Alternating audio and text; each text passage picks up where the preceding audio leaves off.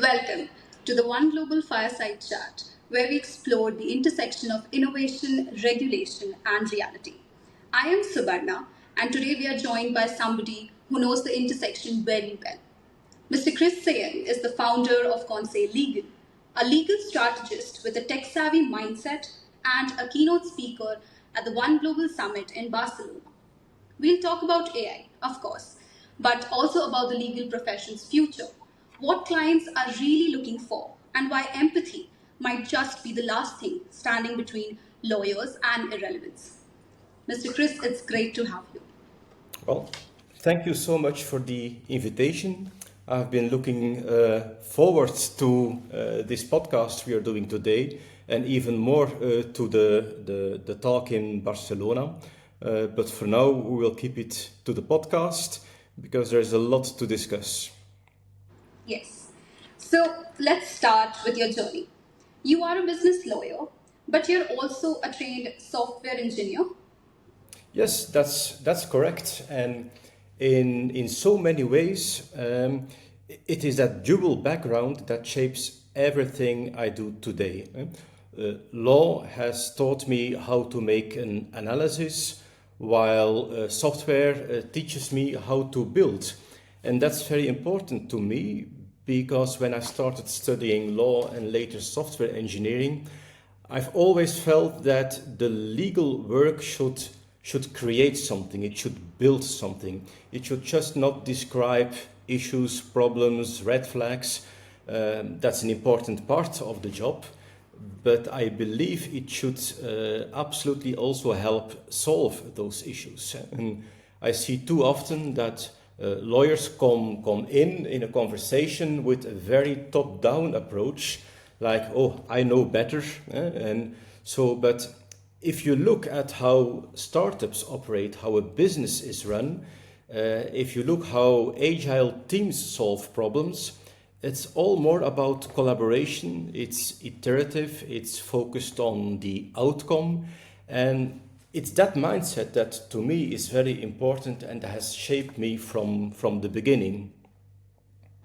Right, that's such a fresh lens. So, how did that translate into founding consey.legal? Well, that's a good question. Consey.legal, when we came out, we had a very clear conviction.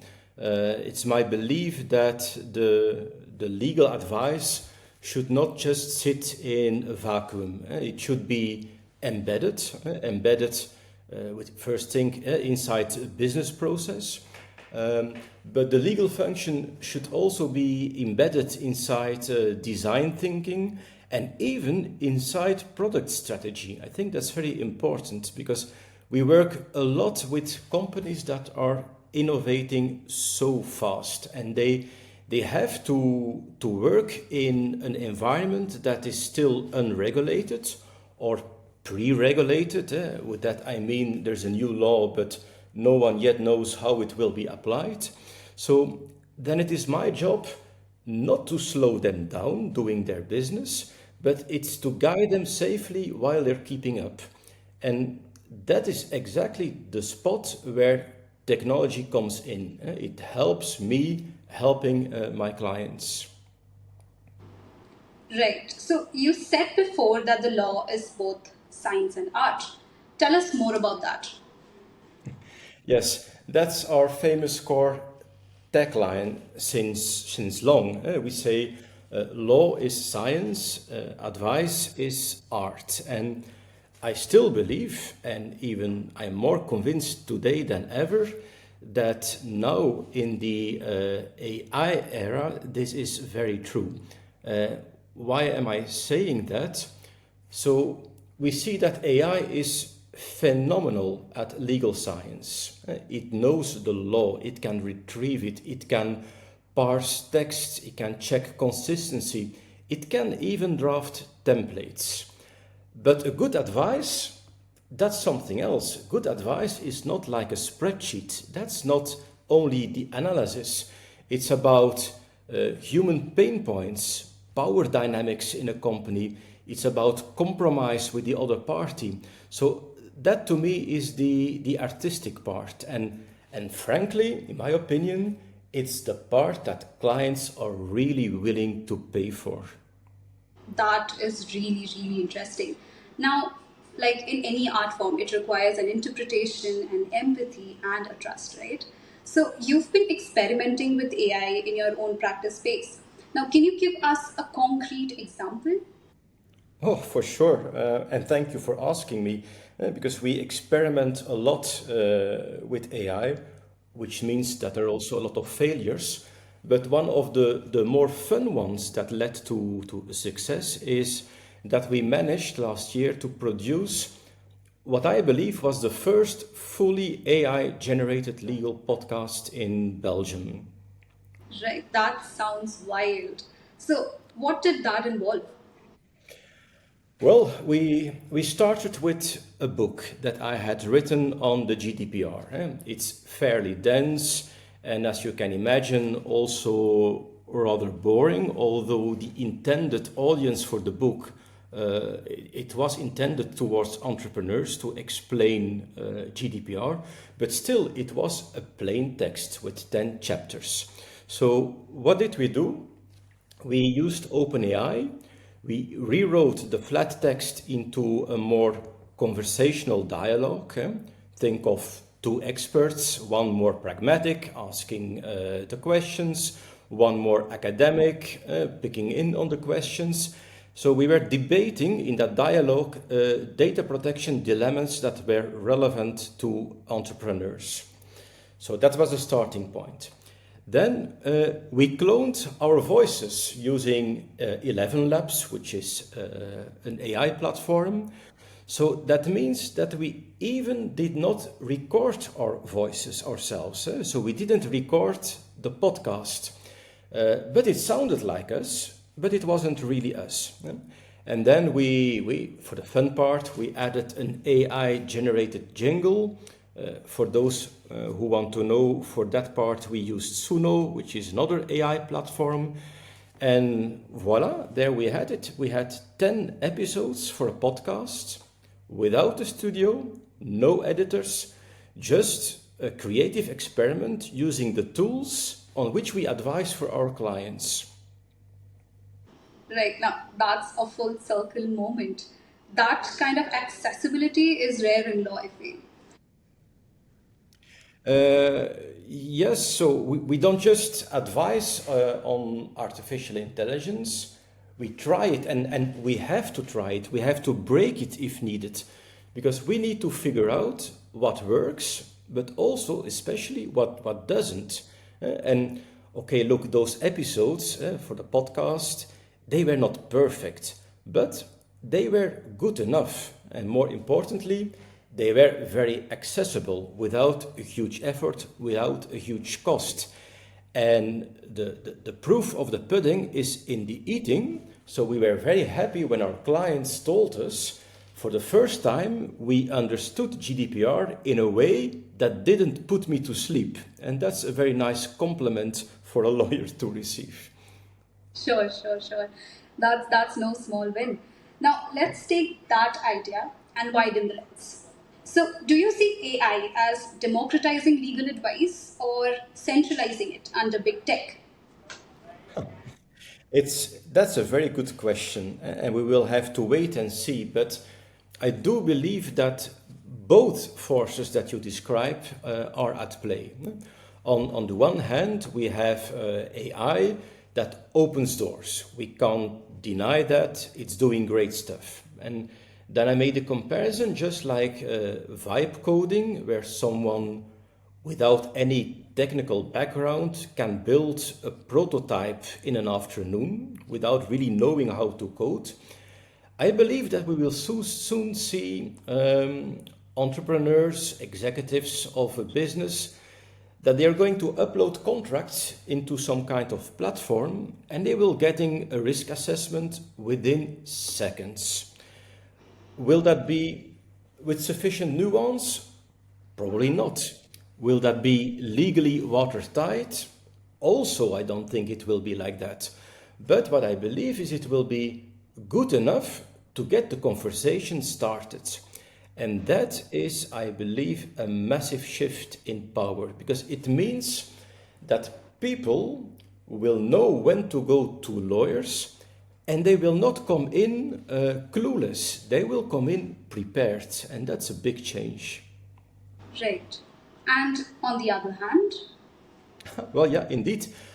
On the other hand, if we would only rely on closed tools, the so-called black box large language models controlled by the Silicon Valley giants, then I'm afraid that we will be just swapping one gatekeeper for another. And that's the reason that I strongly advocate that lawyers need to be part of the building process.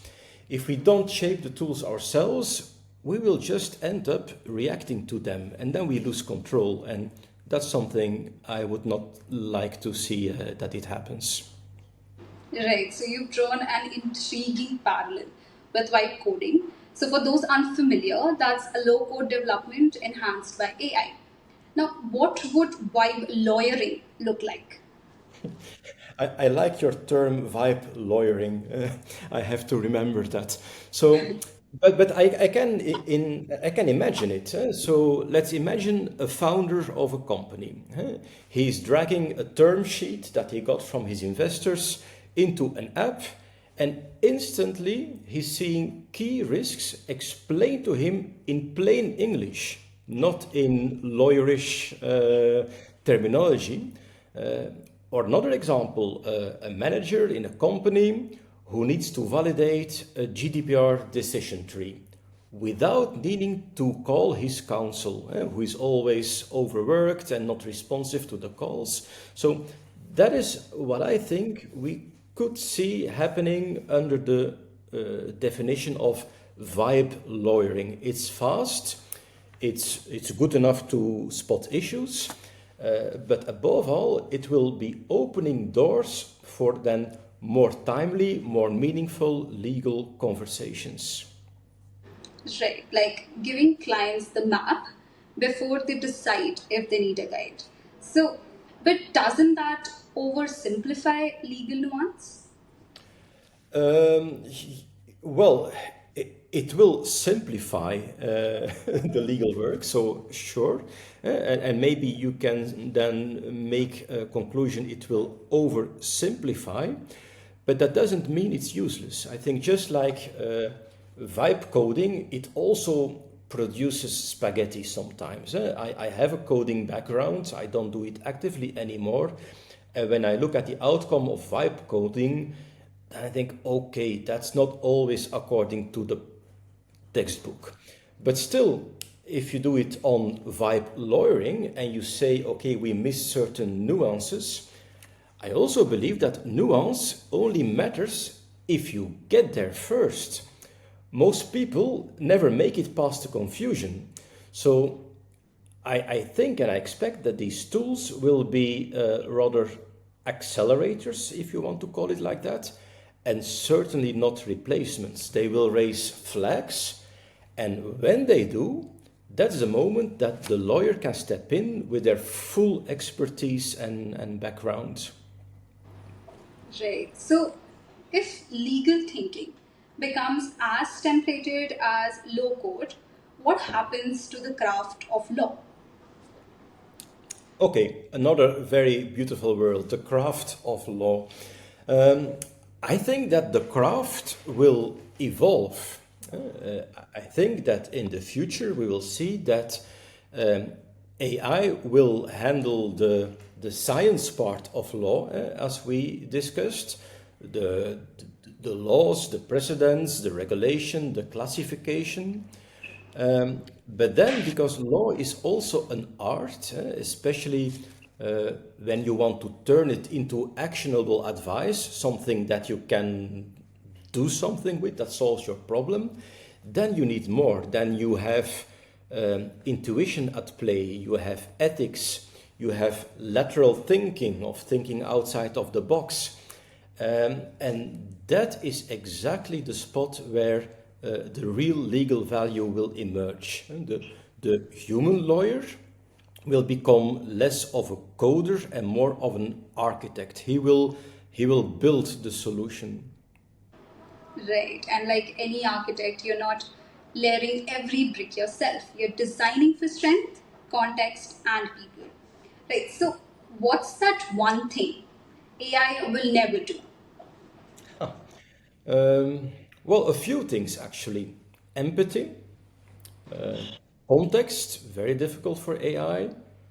Judgment, almost impossible for AI. And these are exactly three things that define good legal work. So AI will be able to structure the facts for me or for my client before he comes to see me. It can even imitate reasoning, but let's be clear, it's an imitation, so it can imitate reasoning, but it has absolutely no stake in the outcome. It doesn't care if a deal goes through or if a business will be saved or not. It doesn't care if a founder will sleep at night. So machines will never understand a founder's anxiety before a deal needs to be closed. Like, I need to put my signature because tomorrow is the deadline, or the concern of a regulator when he looks into certain constructions. So a machine will never weigh fairness in how we see it in human terms. So when I sit with a client, I don't just bring the law, I bring also my experience, I bring my instinct, and most importantly, I bring my listening to the table. I know AI also listens, but it listens to input. It doesn't listen in the human sense. It doesn't hear the silence, the fear, the unspoken pressure. That's something a machine cannot do. And that's such a critical distinction. So, what does the lawyer become then? Well, the lawyer will become a translator, uh, a strategist, a sense maker. And those are roles that will gain more and more value the moment AI is going to take over the more mechanical part. So that will be the differentiator. AI will do the facts, and then the lawyer will come in to build the solution as a deal maker, a strategist. So, would you say we should then train young lawyers to become legal architects? Absolutely. That's what I also do with my junior associates. They will need to develop the capacity to orchestrate legal solutions. They don't need to manually construct every brick on the road. That's for the machines, that's for the AI. But they, as a lawyer, they will need to understand deeply the tools. Yes, absolutely. But next to that, they will need to develop broader skills. Communication is so important, but then also system design, judgment. So the lawyers of tomorrow will have to stop producing text as output. We are not text machines, or not anymore. And we have to start growing into translating or being a bridge between law and life. I think that's where our future lies. Right, and that's the kind of legal fluency across tech, people, and systems that feels like the real superpower of the future. So, how can firms adopt AI without losing trust and ethics? Okay, it's a fair question, and there's a lot of debate about that. Although I think the answer is simple. We just have to stay human in our delivery. We can use AI to remove friction, but it will never remove a certain distance, and that's where the lawyer has to step in. We need to be transparent, of course, about how we use the tools.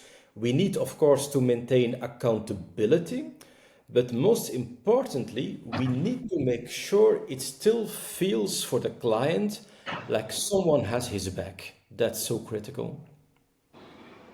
How are your clients reacting to this shift? Well, of course, I have the privilege of advising great clients that have all some kind of technological background. But I think in general, clients are smarter than many lawyers give them credit for. They are entrepreneurs. That means they are not blind and they are not afraid of AI. But at the same time, they are absolutely not naive. What they really want, what they care for is speed, it's clarity, and above all, in all this hype, they want relevance. They want to know, okay, for me, what's the risks? What are my options? And also, what would you do in my shoes? So, if a tool can help them with that, great. But they are not sitting there and waiting for automated disclaimers. They want really judgment calls, real ones. That's how we help them as a lawyer. Have you had any clients say that can you replace with AI? Yes, I came across these kind of discussions, and then I usually respond to them. Well, be welcome.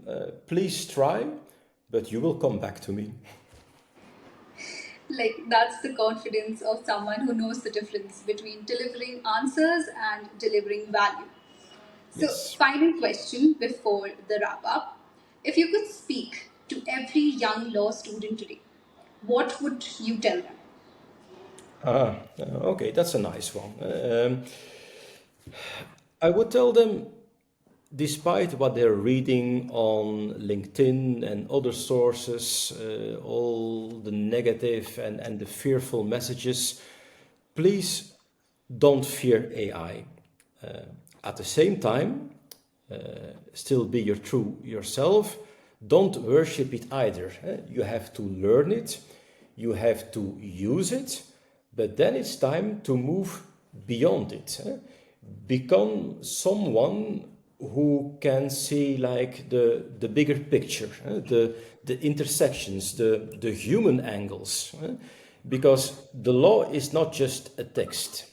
Also, the law itself is a tool to build solutions. And clients are not waiting for legal theory. They want to make decisions, and it is our job as a lawyer, and for the future young lawyers as well, exactly to guide that. We need to help entrepreneurs, we need to help our clients to make decisions. That is our role. So at the end, I would tell them, yes, experiment, learn how to prompt. It's important that you master that. But what is more important than just prompting, you need to learn how to pause. You need to stop at a certain moment, reflecting, and learn to ask the right questions. Also, how to listen. That is so important. That will be really the human factor of the lawyer in the future. Right. All right. Mr. Kris, that was an incredibly rich and forward looking conversation. Thank you so very much for being with us. Well, it's absolutely my pleasure, and I'm looking so much forward to see you all in Barcelona. Thank you. And that's a wrap up for this edition of the One Global Fireside Chat. The future of law may be shaped by algorithms, but as we've heard today, it will still be led by people. Right. So until next time.